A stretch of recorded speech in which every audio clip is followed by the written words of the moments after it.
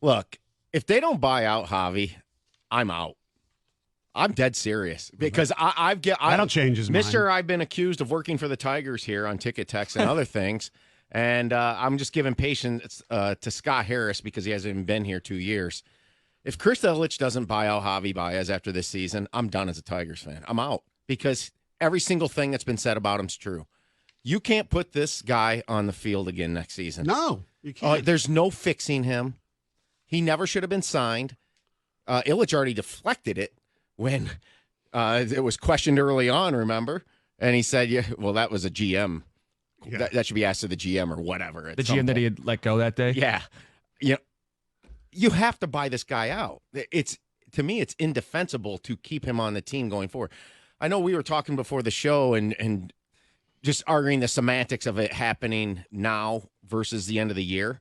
And I get it from the owner perspective. I'm gonna buy into the fact that it's very hard to set your pride aside and set aside, $70+ million, and they'll spin it. Like I said earlier, we bought him out halfway through his contract. We're not cheap. That's how they're going to spin it at the end of the year. If they don't do it, this is. I just can't. I can't do it anymore. This guy can't be on the field anymore. I'm done. I told you guys, I'm done as a Tigers fan. Because I don't believe in the owner anymore. I don't believe in anything they're doing. You're saying if they don't buy him, if they don't buy him up, but I'm willing to give it to the end of the year. And it doesn't. And it has nothing to do with being cheap. It's just whether you're spending the money anyway. The question is how you're going to allocate that money. You're going to allocate it for him to be crappy on the field or just not be on the field. Yeah, that's not a cheap thing. That's whatever. So the money's the money. He's going to get it no matter what. Yes. So I'm agreeing with you. So let's take money off the table. You want to know why I think Javi Baez is on this team? Because you're right. We can't accuse it of being cheap. It's going to hit. Because of the first quote. We're not quite there yet in terms of spending. So if they don't feel like they're a team on the cusp of challenging, they're not going to spend on Chapman or Rise or Bellinger. They're not going to make moves to get better because they're developing. The same argument could be said, why do we need to remove Baez if we're not challenging? Well, the reason you would remove you don't have a shortstop. Right. You're not blocking anybody. Well, exactly. Which is a question for Harris. Maybe you need to acquire somebody to fight for those at or maybe eventually, Kreidler comes up and give him a shot. But Tom's got the line in the sand, has to be before next season. If they only win 80 games and they go, we haven't developed a core, can't the same logic be applied for next offseason and for Baez and the payroll? Well, if he doesn't get any better the rest of the season, no, the logic cannot be used. The same logic cannot be used. I'm with him on this. Javi Baez cannot be on this team next season unless his performance drastically improves. It's that simple. Anthony in Detroit. You want to jump in this morning? You're on 97.1. Hey, how y'all doing this morning? Good. Good.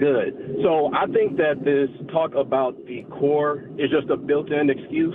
When was the last time we had one really good player come through the minor league system? Because that's what the core has to be. It's good players coming through the minor league system. So if we don't have one in recent memory coming in, then when are we expecting multiple of these players to come in? We can't keep waiting years and years. And I understand that this isn't Scott Harris because he hasn't been here long enough, but we can't keep waiting and waiting and waiting and waiting and waiting for these unicorns to pop up when that's not what our system has given us.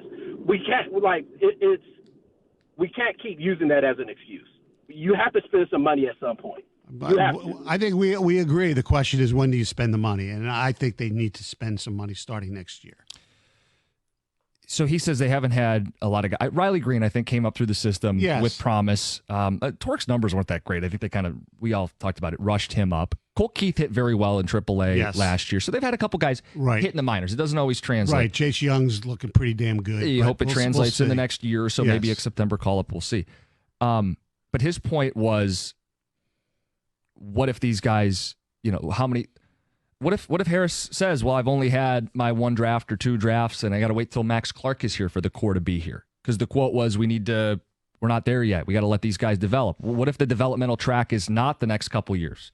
What if the next track is 4 or 5 years? We'll spend the next 4 or 5 once we're well and good enough. Well, that's unacceptable, I think. I think you got to give the guy a couple years, and then after that, it's fair to come down on him. Because you could tell I'm getting fed up. I do want to know where your fed up point is. It's not my way or the highway. I want to know where you're at. 3 years. 3 years. You have to be able to at least try to get a good team within 3 years.